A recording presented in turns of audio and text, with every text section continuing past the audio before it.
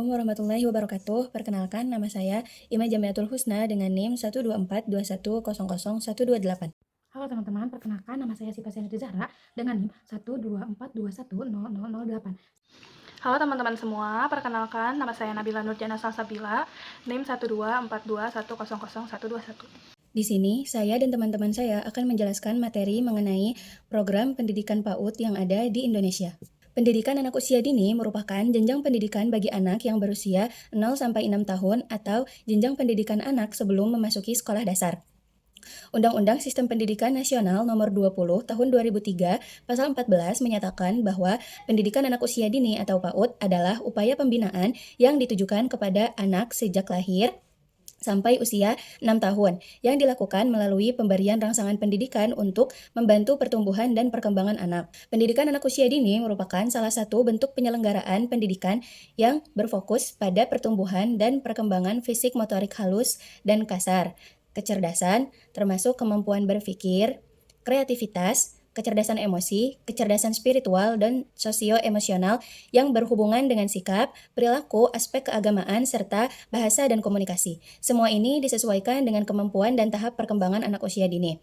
Tujuan dari penyelenggaraan PAUD adalah untuk membentuk anak-anak Indonesia yang berkualitas. Hal ini bertujuan agar mereka tumbuh dan berkembang sesuai dengan tingkat perkembangan masing-masing. Pengembangan program PAUD di Indonesia masih menghadapi berbagai tantangan, kesenjangan akses antara daerah perkotaan dan pedesaan, keterbatasan infrastruktur, rendahnya kualitas pendidik, dan kurangnya kesadaran masyarakat tentang pentingnya PAUD merupakan beberapa masalah yang masih perlu diatasi. Selain itu, anggaran yang terbatas dan ketergantungan pada bantuan pemerintah serta donor internasional juga menjadi kendala dalam pengembangan program PAUD.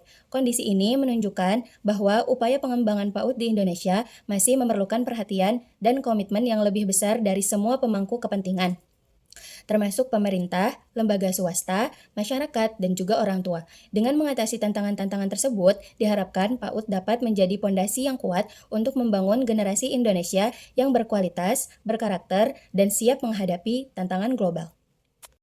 Baik, selanjutnya ada pengaruh pendidikan PAUD terhadap perkembangan kognitif sosial dan emosional anak. Pada hakikatnya, PAUD merupakan pendidikan yang diselenggarakan dengan tujuan memfasilitasi pertumbuhan serta perkembangan anak secara menyeluruh, ditinjau dari aspek umur anak, meliputi perkembangan moral keagamaan, motorik, kognitif, dan sosial emosional. Di dalam pendidikan anak usia dini, anak diberikan pembelajaran permainan sederhana sesuai dengan usianya untuk menstimulasi perkembangan anak.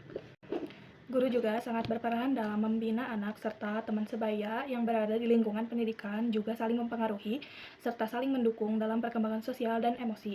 Di dalam pendidikan anak usia dini, anak diberikan pembelajaran permainan sederhana sesuai dengan usia untuk menstimulasi perkembangan anak seperti bermain tebak-tebakan. Pada permainan ini, anak dilatih untuk mengembangkan daya pikir, mempersiapkan anak belajar berhitung balok atau benda lain, serta melatih kreativitas anak dalam menggambar dan mewarnai. Di dalam PAUD juga, anak diajarkan dalam bekerja sama atau belajar dalam suatu kelompok kecil dengan tujuan anak mampu saling berinteraksi, bekerja sama, pertukaran pikiran, dan saling membantu antar teman. Lalu yang kedua, bermain angka atau huruf. Yang pertama, bermain dengan angka, disediakan beberapa set angka 1-9, serta disediakan jenis-jenis benda atau gambarnya yang ditulis pada kertas karton atau duplek.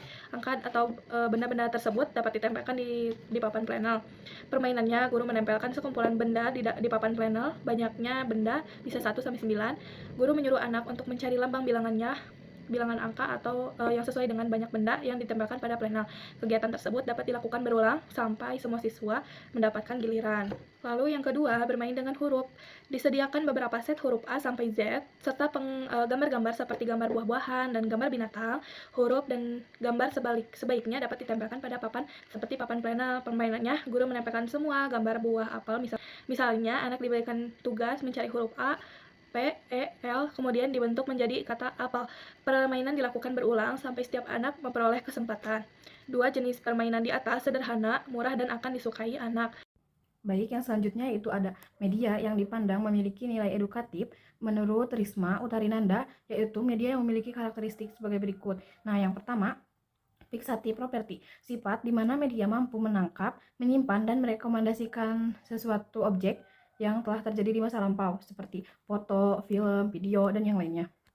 Kemudian, yang kedua ada manipulative property, sifat di mana media dapat mengubah objek, waktu, dan peristiwa menjadi 3 hal. Yang pertama ada close up object, yaitu yang kecil bisa terlihat menjadi besar.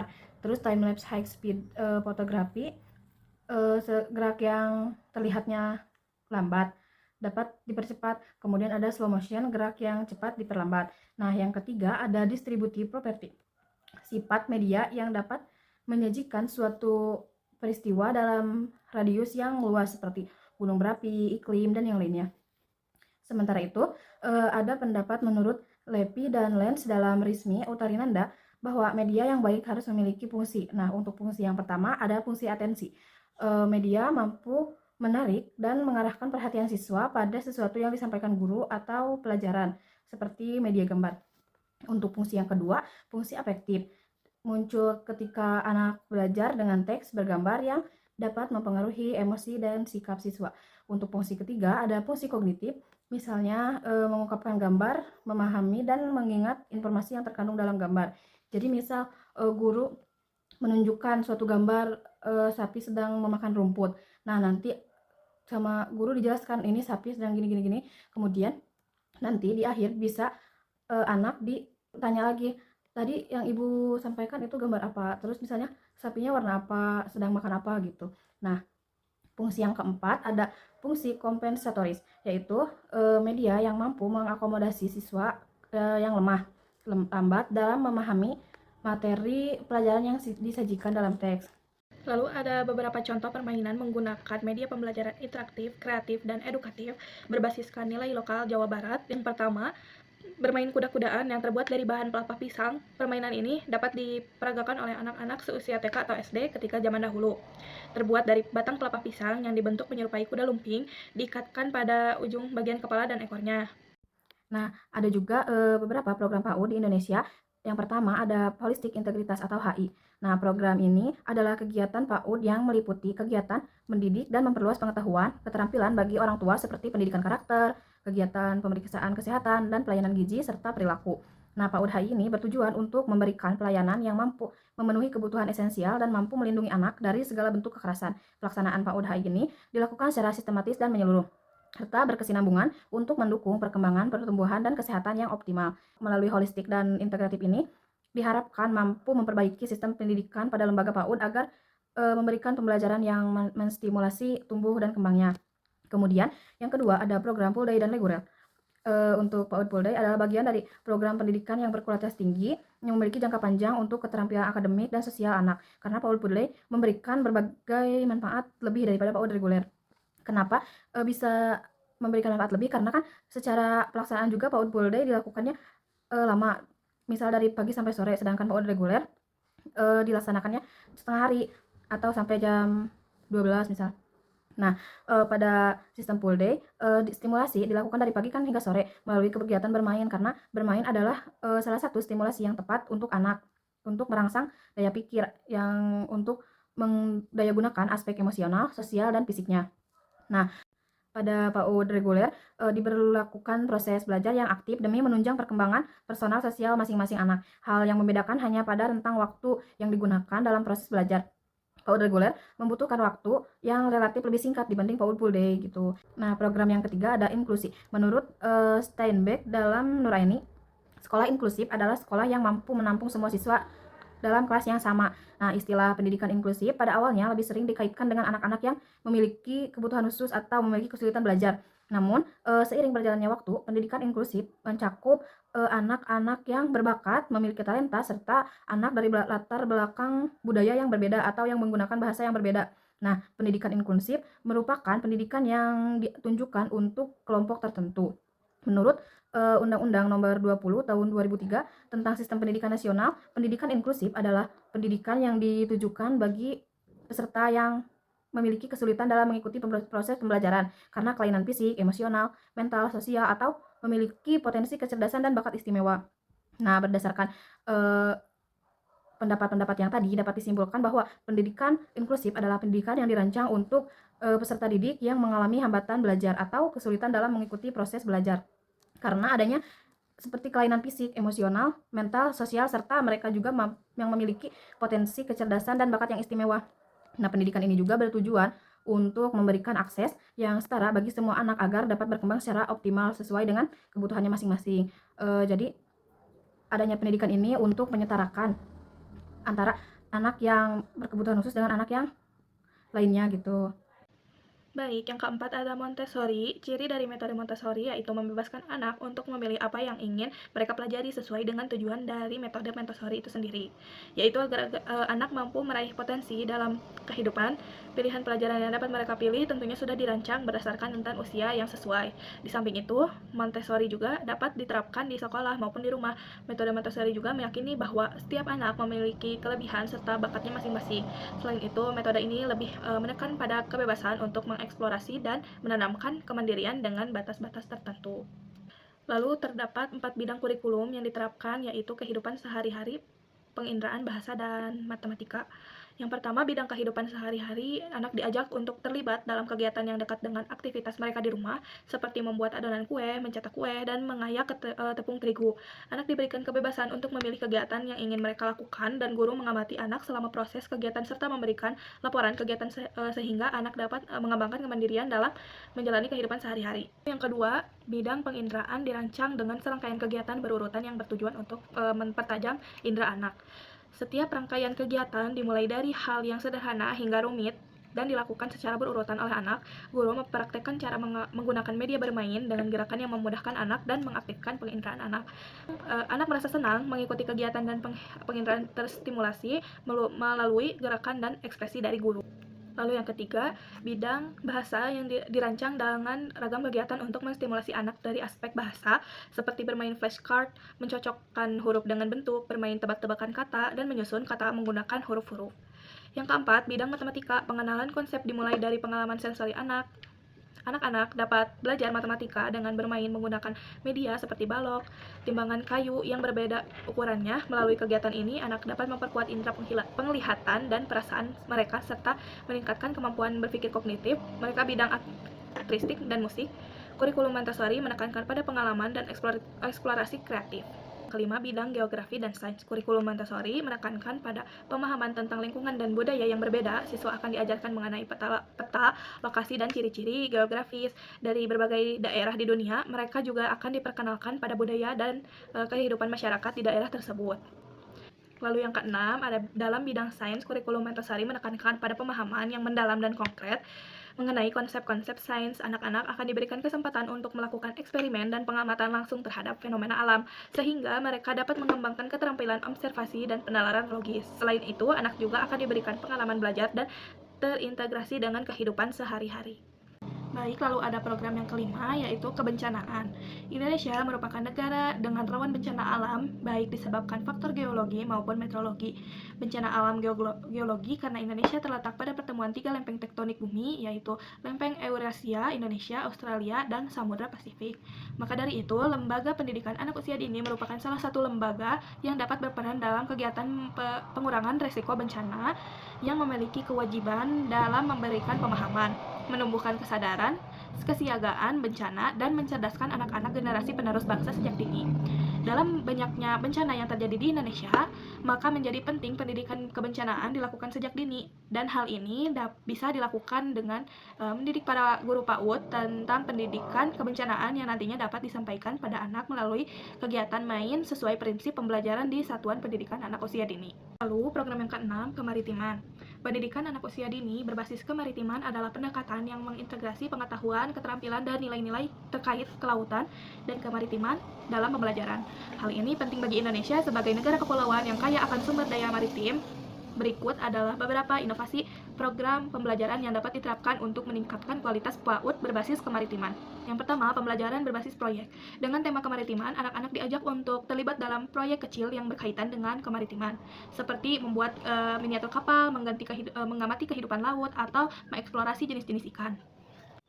misalnya membuat kolam mini untuk mengenalkan anak pada ekosistem air. Yang kedua, proyek seni membuat kapal dari bahan daur ulang. Yang ketiga, eksperimen sederhana tentang mengapung dan tenggelam. Manfaatnya ini untuk meningkatkan kreativitas, keterampilan problem solving anak dan mengenalkan anak pada konsep dasar kemaritiman secara praktis dan menyenangkan. Lalu yang kedua, field trip ke tempat-tempat bernuansa kemaritiman. Mengajak anak-anak mengunjungi tempat-tempat seperti pelabuhan, pantai, atau akuarium untuk mengenal langsung kehidupan maritim. Misalnya berkunjung ke pantai untuk mengenal ekosistem pesisir, berkunjung ke museum maritim atau kapal tradisional, mengamati aktivitas nelayan di pelabuhan. Manfaatnya ini untuk memberikan pengalaman langsung yang mendalam tentang kemaritiman dan meningkatkan rasa ingin tahu dan kecintaan anak terhadap laut. Lalu yang ketiga, penggunaan media dan teknologi berbasis kemaritiman. Memanfaatkan teknologi seperti aplikasi edukatif atau video untuk mengenalkan konsep kemaritiman menggunakan aplikasi edukatif tentang kehidupan laut seperti Marine Mission atau Endless Ocean. Menonton video dokumenter tentang keanekaragaman hayati laut Indonesia, menggunakan AR untuk mengenalkan jenis-jenis ikan atau terumbu karang. Manfaatnya ini membuat pembelajaran lebih interaktif dan menarik. Yang kedua, memperkenalkan teknologi sejak dini dengan cara yang sesuai untuk anak-anak usia dini. Lalu yang keempat, permainan dan simulasi kemaritiman. Menggunakan permainan dan simulasi untuk mengajarkan konsep kemaritiman seperti navigasi, pelestarian laut, dan mengenal alat-alat nelayan. Yang pertama, bermain peran sebagai nelayan atau penjaga pantai. Yang kedua, simulasi permainan menangkap ikan dengan menggunakan magnet dan gambar ikan. Yang ketiga, permainan papan, board game bertema kemaritiman. Manfaatnya yang pertama, mengembangkan keterampilan sosial dan kerjasama melalui permainan. Yang kedua, mengajarkan nilai-nilai seperti tanggung jawab dan pelestarian lingkungan. Kelima, ada integrasi seni dan budaya maritim. Mengenalkan seni dan budaya maritim melalui kegiatan kreatif seperti menggambar, menari, dan membuat kerajinan tangan, membuat lukisan atau kolase bertema laut, belajar tarian tradisional yang terinspirasi dari kehidupan maritim, seperti tari nelayan, membuat kerajinan tangan dan bahan alam seperti kerang atau pasir. Manfaatnya itu meningkatkan kreativitas dan apresiasi anak terhadap budaya maritim dan mengajarkan anak tentang kekayaan budaya Indonesia yang terkait dengan lautan. Inovasi dan program pembelajaran PAUD berbasis kemaritiman dapat meningkatkan kualitas pendidikan anak usia dini dengan cara yang menyenangkan dan mendidik. Melalui pendekatan yang kreatif dan interaktif, anak-anak dapat mengenal dan mencintai kekayaan maritim Indonesia sejak dini, sekaligus mengembangkan keterampilan kognitif sosial dan emosional anak. Mereka kolaborasi antar guru, orang tua, dan komunitas maritim juga menjadi kunci keberhasilan dalam mengimplementasikan program ini. Selanjutnya yaitu homeschooling. Istilah homeschooling berasal dari bahasa Inggris yang berarti sekolah rumah. Pendidikan ini sudah ada di dalam sistem pendidikan Islam, di mana ibu adalah madrasah utama dan pertama bagi anak-anaknya. Awal munculnya homeschooling mulai terjadi di Amerika Serikat pada tahun 1960-an oleh John Caldwell Hall. Di Indonesia, homeschooling sudah lama terjadi jauh sebelum Indonesia merdeka. Hanya saja dahulu belum memakai istilah homeschooling, tetapi lebih dikenal dengan belajar otodidak. Hal ini dapat diketahui dari Bapak Pendidikan Indonesia yaitu Ki Hajar Dewantara yang ternyata keberhasilannya didapat tanpa menjalani pendidikan formal. Homeschooling di Indonesia mulai terjadi pada tahun 2005. Adanya homeschooling dilatar belakangi sebagai upaya mengantisipasi keberadaan sekolah reguler atau sekolah formal yang tidak merata di tiap-tiap daerah. Selain itu, ada juga motivasi yang memperkaya bentuk dan ragam pelaksanaan pendidikan khususnya anak berbakat atau yang memiliki potensi khusus. Homeschooling menurut Direktur Pendidikan Kesetaraan Departemen Pendidikan Nasional atau Depdiknas, Ella Yulailawati, adalah proses layanan pendidikan secara sadar, teratur, dan terarah dilakukan oleh orang tua atau keluarga dan proses belajar mengajar pun berlangsung dalam suasana kondusif. Tujuannya agar setiap potensi anak yang unik dapat dikembangkan secara maksimal. Selanjutnya yaitu kelebihan dan kelemahan homeschooling. Kelebihan homeschooling yaitu memberikan peluang untuk mencapai kompetensi individual semaksimal mungkin sehingga tidak selalu harus terbatasi untuk membandingkan dengan kemampuan tertinggi rata-rata atau bahkan terendah. Kedua, terlindungi dari tawuran, kenakalan, pergaulan yang menyimpang, konsumerisme, dan jajan makanan yang malnutrisi. Lanjut kelebihan yang ketiga yaitu masih memberikan peluang berinteraksi dengan teman sebaya di luar jam belajarnya. Yang selanjutnya yaitu ada kelemahan dari homeschooling. Yang pertama, sekolah merupakan tempat belajar yang khas yang dapat melatih anak untuk bersaing dan mencapai keberhasilan setinggi-tingginya. Yang kedua, homeschooling dapat mengisolasi peserta didik dari kenyataan-kenyataan yang kurang menyenangkan sehingga dapat berpengaruh pada perkembangan individu. Kelemahan yang ketiga yaitu apabila anak hanya belajar homeschooling, kemungkinan ia akan terisolasi dari lingkungan sosial yang kurang menyenangkan menyenangkan sehingga ia akan kurang siap untuk menghadapi berbagai kesalahan atau ketidakpastian. Selanjutnya yaitu ada program berbasis agama tertentu dan berbasis moderasi beragama. Pendidikan yang berbasis pada nilai-nilai agama tertentu seperti Islam, Kristen, Katolik, Hindu, Buddha, dan Konghucu menawarkan pendekatan yang dapat memperkaya dimensi spiritual dan moral dalam pendidikan anak usia dini. Moderasi beragama dapat diintegrasikan ke dalam program PAUD di Indonesia. Moderasi beragama adalah sikap yang bertujuan untuk menghindari ekstremisme serta fanatisme berlebihan dalam beragama. Dalam konteks pendidikan anak usia dini, moderasi beragama dapat diimplementasikan melalui beberapa cara, yaitu pengenalan nilai-nilai universal seperti kasih sayang, empati, dan kejujuran yang dapat ditemukan dalam setiap agama. Yang kedua, pembelajaran yang berbasis pada kebinekaan di mana anak-anak diperkenalkan pada keragaman budaya dan agama dengan cara yang positif. Yang ketiga, mendorong interaksi sosial yang harmonis antara anak-anak dari berbagai latar belakang kepercayaan. Nah, dengan pendekatan ini, PAUD dapat menjadi wahana yang efektif dalam membentuk generasi yang toleran dan mengedepankan nilai-nilai moderasi beragama. Program PAUD yang terakhir yaitu PAUD Multikulturan berbasis budaya. Menurut Muhaimin El-Ma'hadi dalam Hairul Mahfud menyatakan bahwa pendidikan multikultural adalah pendidikan mengenai keragaman kebudayaan dalam merespon perubahan demografis dan kultural dari suatu masyarakat tertentu. Dengan demikian dapat dipahami bahwa pendidikan multikultural adalah cara meningkatkan kualitas hidup manusia dalam segala aspek kehidupannya tanpa membedakan ras, etnik, agama, dan strata sosial. PAUD multikultural berbasis budaya di Indonesia merupakan langkah dalam membangun kesadaran anak akan keberagaman dan nilai-nilai budaya sejak usia dini. Melalui strategi yang tepat seperti pelatihan guru, integrasi unsur-unsur budaya dalam kurikulum, serta partisipasi aktif dari masyarakat. Program ini dapat berjalan dengan efektif dan memberikan dampak positif bagi perkembangan anak.